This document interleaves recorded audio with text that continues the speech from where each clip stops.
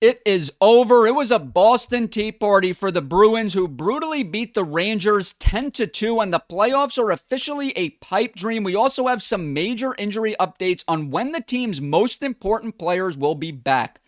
Welcome back to Rangers Digest. We are built for blue shirt fandom, and I'm your host, Bret Botfeld. It is great to be back with you guys, but please tell me I wasn't the only moron out there spending my Saturday watching that massacre of a matinee in Boston. I mean, what the hell was that? That was a thrashing. Where was the compete level? Where was the energy? Where was the effort? You guys are on the brink, and that's the performance you put out there on the ice? Emily Kaplan before the game did have some injury updates regarding the Rangers, and guys, that was the best part of this game because it was before the puck dropped. Once the puck dropped, this game got out of hand in a hurry. She provided an update on Igor Shesterkin saying he can return by the end of next week, depends on his recovery. And guys, I mean, what kind of recovery are we talking about? A miracle? Some type of dream?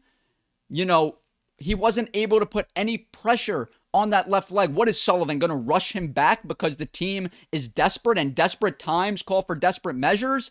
He couldn't put any pressure on his left leg.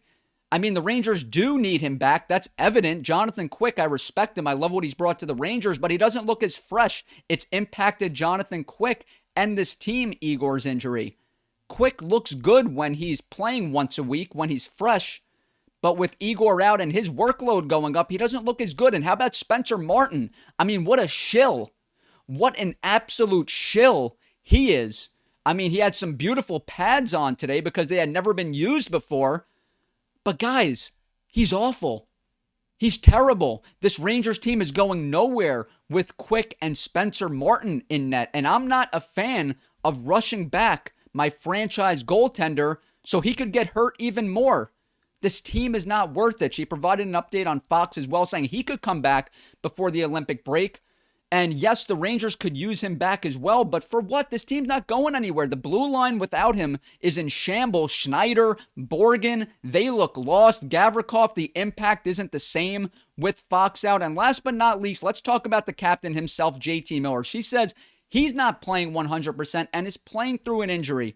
Well, boy, do I hope so, because his compete level is not up to par. He's not bringing the juice. He's not bringing the snarl. He's not dragging his team into the fight like he always loves to talk about. How about JT Miller? How about you drop the gloves as the captain? I don't care what ailments you're dealing with. You are getting paid a lot of money. You are the 29th captain in franchise history. Drop the damn gloves. Drop the gloves. If you're serious about that no BS mantra and dragging your team into the fight, actions speak louder than words. I do not give a damn about that meaningless goal when the game was already out of hand. Now, how about when the game wasn't out of hand, JT? In period one, Mika Zibanejad already in the box for tripping, and then Rangers captain JT Miller is called for slashing. Puts the Rangers in a 5 versus 3 situation for the remainder of period 1. And guys, you know what happened. Of course, Boston scored, made it a 3-1 game, set the tone, and like I said, this game got out of hand in a hurry.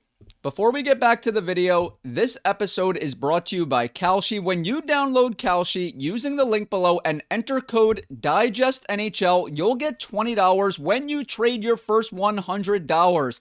Kalshi is the largest prediction market in the US.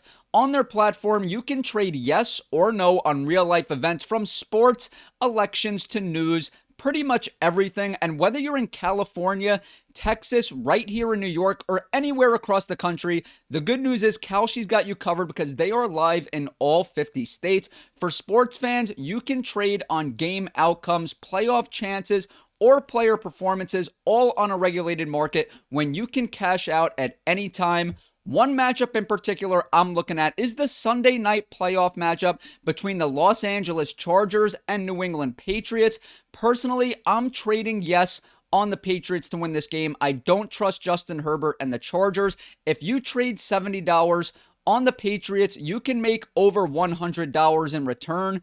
It's genuinely just a smarter way to use your sports or news knowledge, and you can close positions whenever you want. Download Koshi with the link in the description. Don't forget to use the code DIGESTNHL to get your $20 bonus, and thank you once again to Koshi for sponsoring today's video. I'm not going to waste my precious time, your precious time, wasting my energy and breath on this lifeless team too much in this video. But we have to talk about period one where it all started. I mean, look at this. Shots on goal. Boston more than double attempts. 27-15 in the first period alone. How about hits? More than double for Boston. They were toying with the Rangers. Turnovers. Not a surprise. Rangers had more turnovers. Not able to make simple tape-to-tape passes. Not able to effectively get out of their own defensive zone and apply pressure through the neutral zone, spent no time in the offensive zone. Oh, but the Rangers won the face-off battle. Congratulations. The Bruins went on the power play twice in period one. None for the Rangers. Not that it would have mattered because without Fox, their power play stinks. And how about high danger chances for Boston? More than triple. The Rangers looked like toast in period one. Nothing positive outside of one Mika to Panarin moment. Excuse me, the other way around. It was Panarin setting up Mika, who seemed to be involved in every single point for the Rangers. Who knows how much longer they'll be here. But like I said, this game was a complete thrashing. Now, period two, while the game is not quite out of hand yet, it's 4-1, so it's not looking good. But the Rangers have a chance to cut it in half, to cut it to 4-2. Vincent Trocheck gets awarded a penalty shot, but could not cash in. And like I said, this game, was just all downhill, really from puck drop. But at least the Rangers had a chance with a penalty shot to make it 4-2. But once that didn't happen, you knew 1,000,000% that this game was over. Now, I guess the Rangers tried to show a little bit of a response. Matt Rempe tries to get Zadorov to fight with him, but Zadorov tells him to go back to the bench. Now, Zadorov was toying with the Rangers the entire game, laying out some serious blows. But guys, Matt Rempe, yeah, it's cool. He's trying to egg Zadorov on. But enough with the chatter. Just drop the damn gloves. Take the penalty. The game's already out of hand. Matt Rempe, if you really want to fight like our boy Sam Carrick does, then just drop the gloves. Enough with the chirping. Just fight him. Just grab him by the sweater and start wailing on him. Now, I just mentioned Sam Carrick. You saw Carrick get into it with Kastelik. Now, Carrick didn't win this fight. It was a decent fight for the first half, but then he gets taken down. But it seems like Sam Carrick is the only one that responds in these type of situations. Now, who knows how much longer Sam Carrick will be here?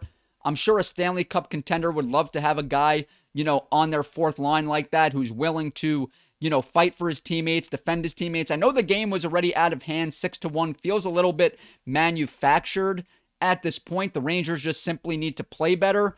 But at least he's willing to fight. I would have loved to have seen Matt Rempe, instead of talking about it, actually just drop the gloves and fight.